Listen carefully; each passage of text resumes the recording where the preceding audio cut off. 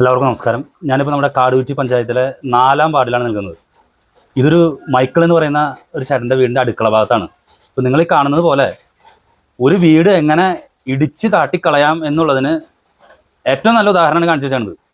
ആരിടിച്ച് കളയുന്നത്? ഇവിടുത്തെ ഈ ഭരണാധികാരികളുടെ ഇടപെടലില്ലായ്മ കൊണ്ട് തന്നെ വന്ന് സംഭവിച്ച സംഗതിയാണ്. ഒരു വീടിൻ്റെ അടുക്കള എന്ന് പറയുമ്പോൾ അറിയാലോ, നമ്മൾ ഈ മഴക്കാലത്ത് തന്നെ വീടിന് പുറത്തിറങ്ങാൻ പറ്റുന്ന അവസ്ഥ. അങ്ങനെ ഇരിക്കുമ്പോൾ ഒരു കട്ടൻ ചായയെങ്കിലും കുടിക്കാമെന്ന് വിചാരിച്ചാൽ അടുക്കളയിലേക്ക് ചെല്ലുമ്പോഴേ അടുക്കള തൊട്ടപ്പുറത്തെ തോട്ടിലേക്ക് ഇടിഞ്ഞ് വീഴാറായിട്ട് നിൽക്കണേ. ഇത് പല ഭാഗങ്ങളിലും ഇടിഞ്ഞിട്ടുണ്ട്. ഇവിടുത്തെ പ്രധാന പ്രശ്നമായിട്ട് പറയുന്ന ഒരു കാര്യം, ഇവിടെ ഈ പാടത്ത് ഒരു കുളം കുത്തി അതിൻ്റെ മണ്ണ് മുഴുവനും അവിടെ നീക്കം ചെയ്യാൻ പറ്റുന്ന അവസ്ഥയിൽ നിൽക്കുകയാണ്. ഇത് ഈ വീട്ടുകാരെ ബുദ്ധിമുട്ടിക്കുന്ന രീതിയിലാണ് ഈ കാര്യങ്ങളുണ്ട്. ഒരു വീട് പണിയാന്ന് പറഞ്ഞാൽ നിങ്ങൾ ചിന്തിച്ച് നോക്കിയാൽ ഒരു സാധാരണ വ്യക്തിക്ക് ഒരു ജന്മത്തിൽ 10-15 വീട് പണിയാൻ പറ്റും, ഒരു വീടേ പണിയാൻ പറ്റുള്ളൂ. ആ വീടിൻ്റെ അടുക്കളയാണ് ഇതുപോലെ ഇടിച്ചു കളയാവുന്ന രീതിയിലുള്ള ഇടപെടൽ നടത്തിക്കൊണ്ടിരിക്കുന്നത്. എന്തൊരു കഷ്ടം നോക്കിയത്. ഇവിടുത്തെ ഈ പഞ്ചായത്ത് അധികാരികൾക്ക് വേറെ വല്ല സംഭവങ്ങളുണ്ട്? നിങ്ങളൊന്ന് ഇറങ്ങി ഇവിടുത്തെ ജനങ്ങളുടെ പ്രശ്നങ്ങളിൽ ഇടപെടൂ. ഇവിടുത്തെ ജനങ്ങൾ ഇങ്ങനത്തെ പ്രശ്നങ്ങൾ അനുഭവിക്കുന്നുണ്ട്. ഈ പാവപ്പെട്ട സാധാരണക്കാരായ ആളുകൾ ഇതുപോലെയുള്ള പ്രശ്നങ്ങൾ അനുഭവിക്കുന്നുണ്ട്. അവർ അടുക്കളയാണ് തോട്ടിലേക്ക് ഇടിഞ്ഞു വീഴാൻ പോകുന്നത്. ഇപ്പോൾ ഈ മൈക്കിൾ ചേട്ടൻ്റെ വീടിൻ്റെ അടുക്കള ഇടിഞ്ഞു വീഴാൻ പോകുന്നു. തൊട്ടപ്പുറത്തെ വീട്ടിലെ വീടിന് വിള്ളൽ വീണിരിക്കുന്നു. തോടിക്കോടെ വെള്ളം പോകണ അപ്പുറത്ത് മണ്ണ് വാരി കൂട്ടിയിട്ടിരിക്കുന്നു.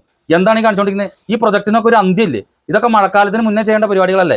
എന്ത് ഇടപെടലാണ് ഈ കാടുകുറ്റി ഗ്രാമപഞ്ചായത്ത് ഈ മഴക്കാല പൂർവ്വ ശുചീകരണവുമായി ബന്ധപ്പെട്ട് ചെയ്തിട്ടുള്ളത്? ഈ വിഷയങ്ങളൊക്കെ ഇവിടുത്തെ വാർഡ് മെമ്പറെ ശ്രദ്ധപ്പെടുത്തിയിരുന്നല്ലേ? എന്ത് ഇടപെടലാണ് നടത്തിയിട്ടുള്ളത്? അടുക്കള ഇടിഞ്ഞു വീഴാൻ പോകുന്ന ഒരു വളരെ സാധാരണക്കാരനായിട്ടുള്ള ഒരു കുടുംബത്തിന്റെ അവസ്ഥയാണ് ഇപ്പോൾ കാണിക്കുന്നത്. ചാലക്കുടിയിലെ ഏതെങ്കിലും ഭരണാധികാരികളുണ്ടെങ്കിൽ, ഏതെങ്കിലും തലയ്ക്ക് മുകളിലുള്ള ഭരണാധികാരികളുണ്ടെങ്കിൽ ഈ വിഷയം നിങ്ങൾ ഇടപെട്. ഈ വീടിന്റെ അടുക്കള മാത്രമല്ല, വീട് തന്നെ ഇടിഞ്ഞ് അതിൽ താമസിക്കാണ്ട് വീട് ഇടിഞ്ഞു വീഴുന്ന, നമ്മൾ ഈ വയനാടും ഹൈറേഞ്ച് ഏരിയയിലൊക്കെ വീട് അങ്ങനെ ഇടിഞ്ഞു വീഴുന്നുണ്ടല്ലേ, അതുപോലെ ഈ വീട് ഈ തോട്ടിലേക്ക് ഇടിഞ്ഞു വീഴും. അന്ന് ഇടിഞ്ഞു വീണ് കഴിഞ്ഞാൽ ഇതിന് ഉത്തരവാദികൾ നിങ്ങളൊക്കെ തന്നെയാണ്. വേറെ ഒന്നും പറയാനില്ല. അതിശോചനീയമായ സ്ഥിതിയാണ് ഈ വീടിന്റെ ഉള്ളിൽ നിന്ന് കാണാൻ സാധിക്കുക. ആർക്കും ഈ വീടിന്റെ അടുക്കളയെ വന്നിട്ട് ഈ കാഴ്ച കണ്ടിട്ട് വെറുതെ പോരാനായിട്ട് സാധിക്കില്ല എന്ന് മാത്രമാണ് പറയുന്നത്. അതായത് ജനങ്ങളെ സ്നേഹിക്കുന്ന ഏതെങ്കിലും നേതാക്കന്മാരുണ്ടെങ്കിൽ ഈ കാഴ്ച കണ്ടു കഴിഞ്ഞാൽ അത്രേ ഞാൻ പറയുന്നുള്ളൂ. ബാക്കി നമുക്ക് മൈക്കിൾ ചേട്ടനോട് ചോദിക്കാം. പേര് മൈക്കിൾ, ചാട്ടുമ്പല കോളനി. ഇത് വെള്ളം പോകാനായിട്ടൊരു വഴിയില്ല.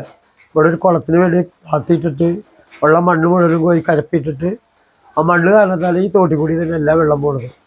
ആ വെള്ളം ഇവിടെ ഒരു ചരവാണ്. ചരിവിൽ വന്ന് ഇടിച്ചിട്ട് ഈ ഭിത്തി ഈ അടി തറ ആകെ തോട്ടിലോട്ട് വീണെടുക്കുക. എനിക്ക് പിന്നെ ഇത് മനയൊക്കെ ഇവിടെ ഇങ്ങനെ ഒരു സംവിധാനം ഉണ്ടായില്ല. മണ്ണ് വാരിയിട്ടിട്ടില്ല, കുളം കുത്തിയിട്ടില്ല. കുളം ഈ മണ്ണ് മാറ്റിയാൽ മതി. അപ്പൊ വെള്ളം മൊത്തമായിട്ടാണ് പോകുമ്പോ തോട്ടിൽ ഇത്ര ഇത് വരില്ല, സ്ട്രോങ് വരില്ല. ആ വെള്ളം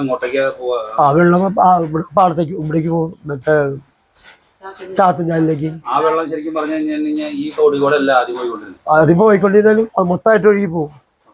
ഇതിപ്പോ പോകാൻ വഴിയില്ലാത്തതുകൊണ്ട് ഇത് ഈ തോട്ടിൽ കൂടി തന്നെ പോകണല്ല. മെയിനായിട്ട് പ്രശ്നം എന്ന് വെച്ചാൽ വെള്ളം പോകാൻ ഭയങ്കര തടസ്സമാണ്. ഒരു 2 കൊല്ലത്തിന് മേലെ ഈ കുളം കുത്തിയിട്ടിട്ട് ഇത് യാതൊരു വർക്കും നടന്നില്ല.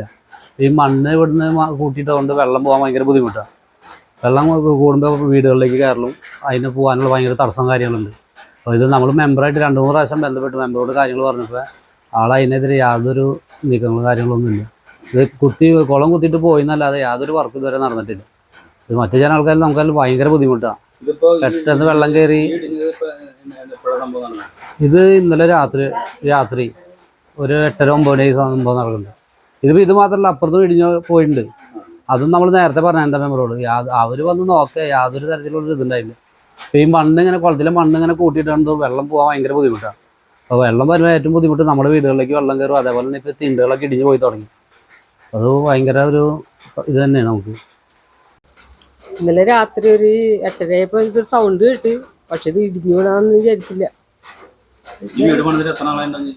വീട് ഇതിപ്പോ വെള്ളപ്പൊക്കത്തിന് അടുക്കള പൊളിഞ്ഞു പോയിട്ട് 2ാമത് പണിതത്. അടുക്കള വെള്ളം വന്ന് പൊന്തി കഴിഞ്ഞപ്പോ 2ആയിട്ട് വീണ്ടും പൊളിഞ്ഞു.